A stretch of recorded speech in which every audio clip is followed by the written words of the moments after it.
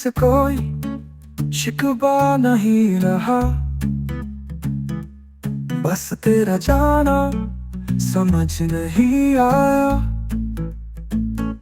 हर चीज थी अपनी जगह पे ठीक, फिर भी तू चला गया, ये राज नहीं खुला।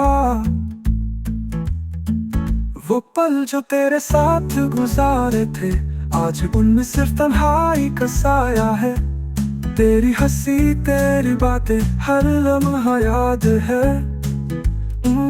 मगर तू खुद कहाँ है, ये सवाल बाकी है।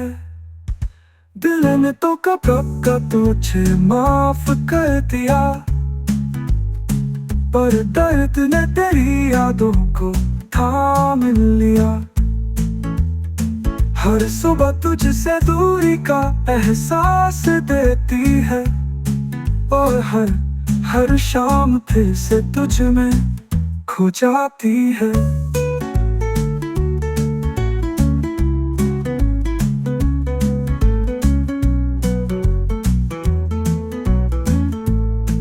लोग कहते हैं वक्त सब कुछ भुला देता है, पर क्या तुझे भूलना भी इंसानियत में आता है। मैं तो आज भी उसी मोड़ पे खड़ा हूँ, जहाँ तूने मुझे छोड़कर कह दिया था बस अब ये खत्म हूँ।